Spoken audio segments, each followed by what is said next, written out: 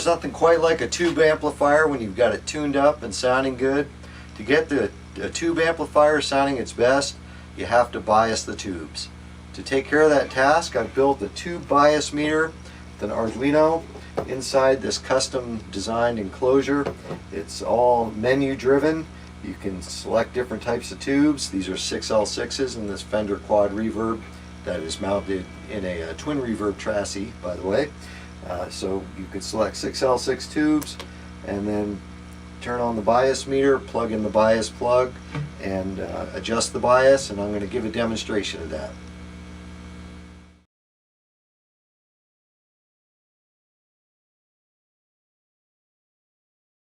Alright, so we're getting ready to bias the amp. I've got the meter turned on, the 6L6 tube selected. I haven't turned on the amp yet. I want to demonstrate what happens when you turn on the amp as we see it through the meter. I've got my screwdriver on the bias adjustment underneath the amp. Just a word of warning about safety. I have gone through this amp. I know it's safe. I actually installed the bias circuit in this amp.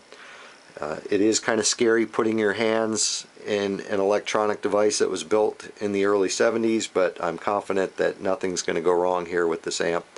So I'm going to select the 6L6 tube to bring up the display for the meter.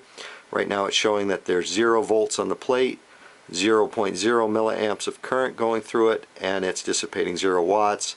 Our maximum dissipation is 30 watts for 6L6.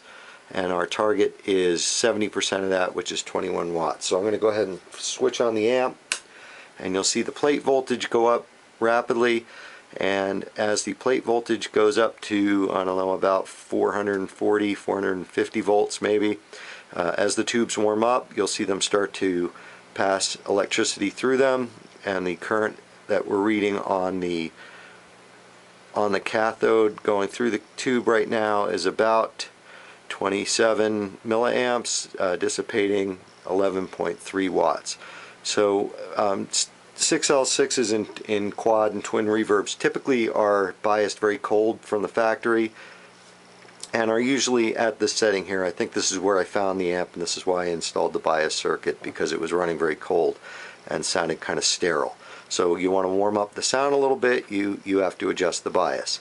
So I'm going to bring up the bias a little bit here. I'm going to take it up to about 17 to 18 watts of idle dissipation, and you could see as we're going up, we're getting close to 17, and there we're at 17. Oh, we went a little past 19, 18, coming back down, chasing it around a little bit. There we go.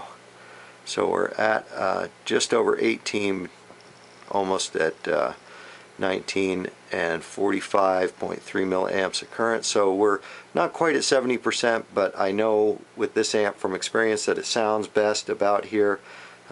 So notice as we brought the current down, I'll bring the current down more, and you can see that the plate voltage goes up, and it's directly correlated to how much plate voltage is being displayed there. So the more current that passes through the tube, the plate voltage comes down. And again, I'm going to bring that up to about 18 watts. There we go, just about perfect. And I'm going to pull the adjustment tool out, and we're done.